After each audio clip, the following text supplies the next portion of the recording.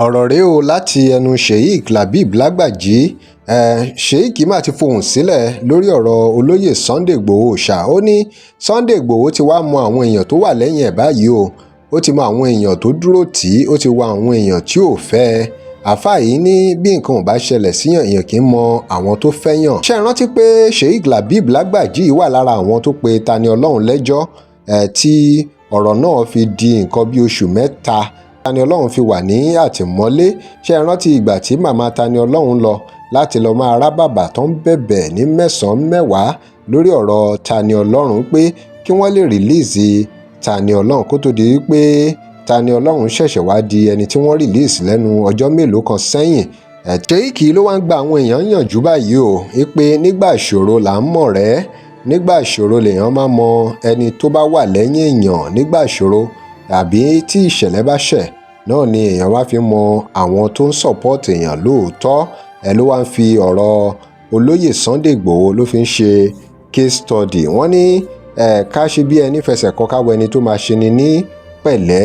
Ṣé bí Awíkonko náà wà lára àwọn tí ó ti wà pẹ̀lú Sunday Igboho nígbà kan rí tó ti jọ ṣiṣẹ́ dáadáa tó jọ ṣe struggle Yoruba Nation. Àmọ́ ṣe mọ̀ ó ti wá kúrò báyìí sìn, ó ti yapa. Àmọ́ wá yapa nìyẹn tí kò ń ṣe wàhálà. Àmọ́ kó dúró láyé ẹ̀ ló wá di ẹni tí òun wá bí yẹ̀yẹ́ ṣe máa rùn lórí Sunday Igboho tó fi di ọ̀rọ̀ pé ó ń play voice note ti false information lórí program ẹ̀ nípa pé wọ́n deport Sunday Igboho tí ọ̀rọ̀ ò sì rí bẹ́ẹ̀ tí àwọn èèyàn sì ń béèrè pé Awíkonko kí ló dé tí wo confam information tó play yìí tó fi dípò kàn wá play ẹ̀ bẹ́ẹ̀ tó sì mọ̀ pé àwọn tó bá gbọ́ àlọ́ ńgbà míì wọn kì í gbọ́ ààbọ̀ tó wá hàn dájúdájú lóòótọ́ wípé Awíkonko ó wà lára àwọn tí kò sí lẹ́yìn olóyè Sunday Igboho tá bá ní ká wo ọ̀rọ̀ tí Sheikh Labeeb Lagbaji sọ.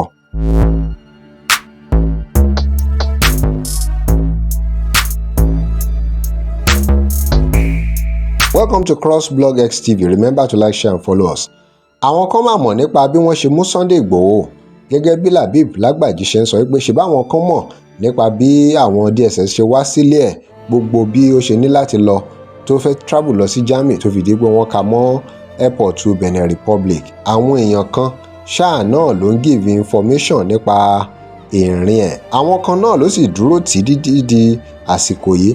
Ohun tí Sheikh wá ń sọ ni pé tí ò bá ń ṣe wípé àwọn ìṣẹ̀lẹ̀ yẹn ṣẹlẹ̀ sí olóyè Sunday Igboho ṣá gẹ́gẹ́ bó ṣe fi wọ́n ṣe example. Ó ní wọn ò mà ní mọ àwọn tó wà lẹ́yìn wọn o.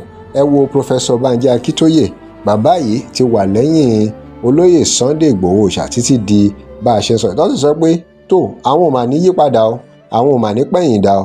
Kódà gan ìgbà kan wà tí wọ́n sọ pé ṣé bàbá yìí ò ní pẹ̀yìndà ńgbà tí Sunday Igboho ti wà ní custody Benin Republic pé ṣé mọ́dẹ̀ ṣe máa tẹ̀lé bàbá yìí ní rárá o.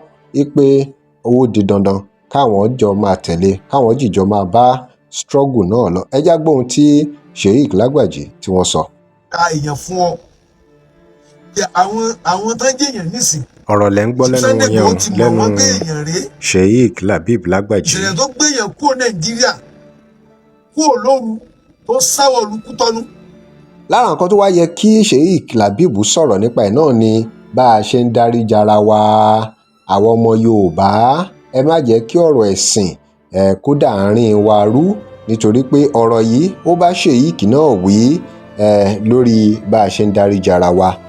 Nítorí pé lóòótọ́ àwọn kan lè má bá wa ṣe tí ìṣẹ̀lẹ̀ bá ṣẹlẹ̀ tá a bá discover pé àwọn yìí lóòótọ́ wọn ń ṣèyàn wa, wọn ń ṣe tó support wa, ṣùgbọ́n síbẹ̀síbẹ̀ ó yẹ ká máa sọ̀rọ̀ dáríjì bá a ṣe lè dáríjì ara, bá a ṣe lè foríjì ara wa kí tẹ̀síwájú lè wà pàápàá láàárín àwa ọmọ Yorùbá. Kí lè ròyìn lórí ọ̀rọ̀ Sheikh yìí, Sheikh Labeeb Lagbaji?